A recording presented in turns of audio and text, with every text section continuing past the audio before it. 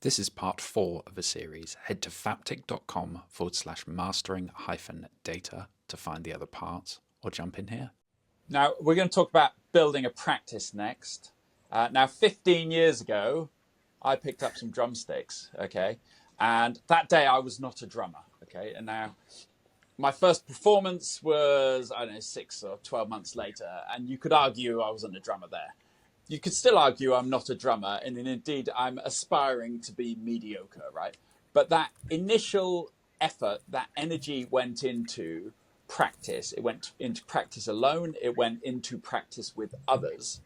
And the ability to learn from others in that process, the ability to share the little that I knew with others, because teaching is a great way of learning as well, was really an important progression for me in this new skill set. And I don't see data really as being any different. I got great rewards in progress and motivation from working with other people in this area. And I would say that, you don't have to be good to have a practice.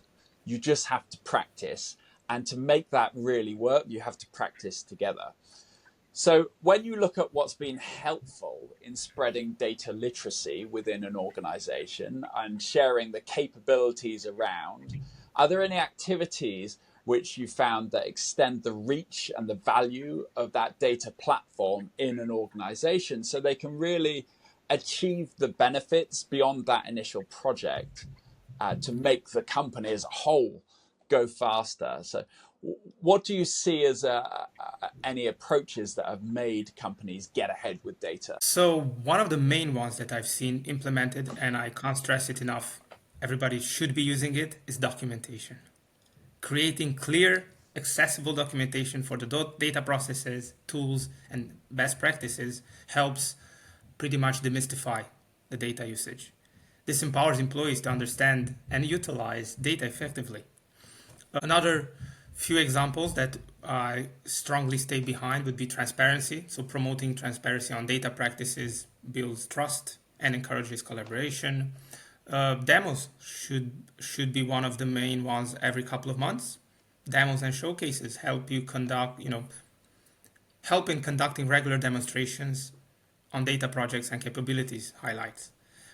Training programs are really useful. Like when you started with the drums, I presume that having a few training programs, even if it's not Dave Grohl helping you, would help in actually starting with the basics. For example, having documentation written in a wrong way could lead you in a wrong direction, but having a few training programs right at the start just to lead you on the correct path is really crucial and essential.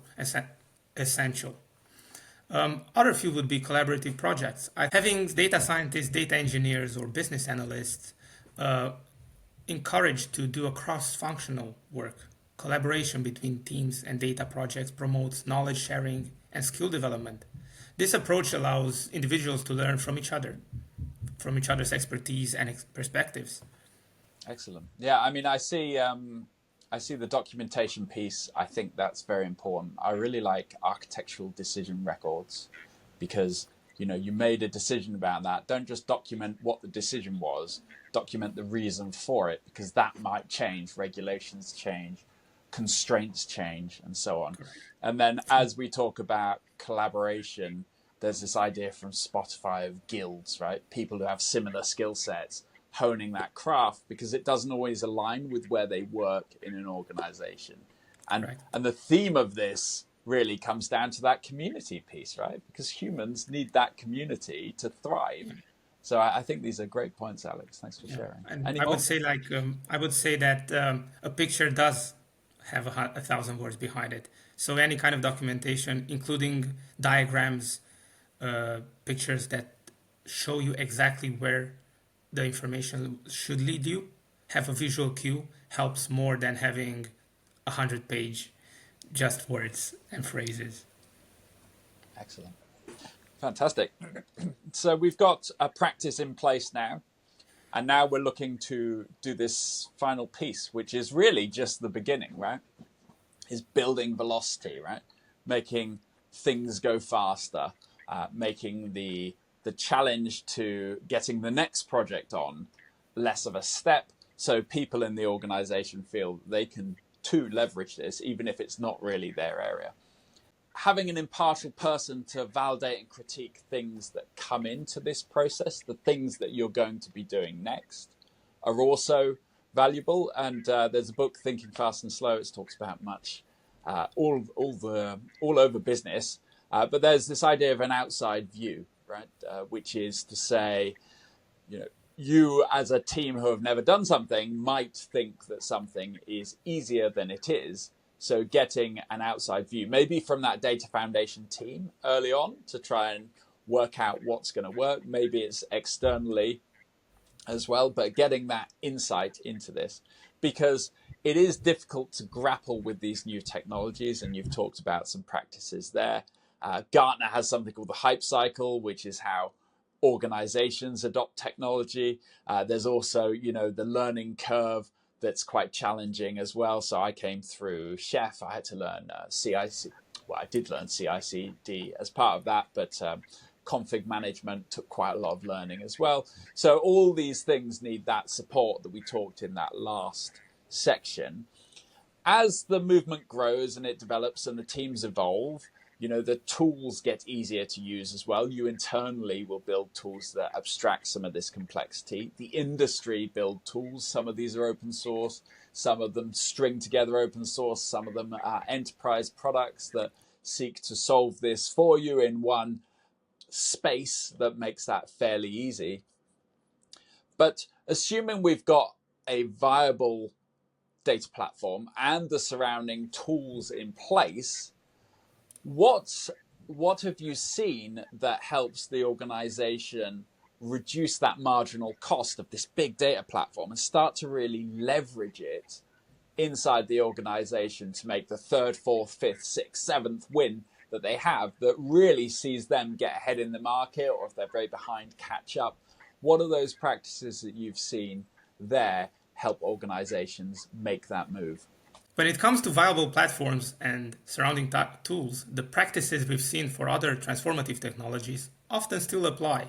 These technologies are similar in that they require a period of learning and adaptation for it before they become fully integrated and widely accepted. However, data platforms can be less intuitive for some, especially given the complexity and mathematical foundation involved. This doesn't necessarily mean, Anthony, that we need to go back to school, but it does highlight the need for continuous learning and adaptation. So these hyperscalers, they've always got platforms that change, and you need to keep your team up to date with all the changes. To make the data platform useful across the broader organization and increase its value while lowering the marginal costs, it's essential to focus on a few key strategies.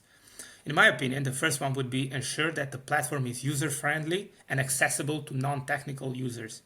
This can involve investing in training, like we discussed before, support, to help all employees understand and utilize the platform effectively. Second, and equally important, is to integrate the data platform with other tools and systems within the organization. This will allow to streamline workflows and improve data accessibility. And last but not least would be foster a data-driven culture by encouraging data literacy and promoting the value of data decision-making processes. Continuously refine and optimize the platform based on user feedback and evolving organizational needs will be the key to your success. Absolutely. People want to be able to influence the systems they're using, or they become despondent. So even opening up that backlog and letting people put +1s on things so they feel they've got an influence on where it's going is really motivational. So that's some excellent advice. Well, Alex, that takes us through all the points we were going to discuss today.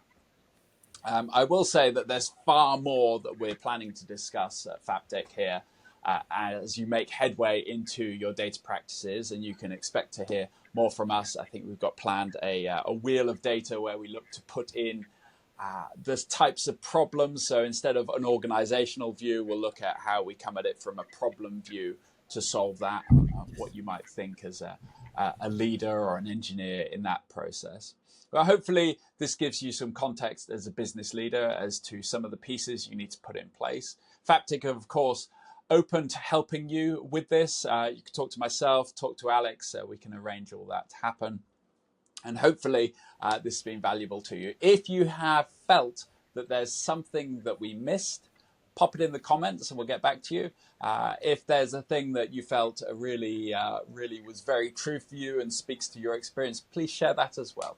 We're looking to build a community here and help everyone learn as we move forward in these very interesting times with data. But for now, I really want to thank you for your attention, and we hope to see you on the next one. But take care.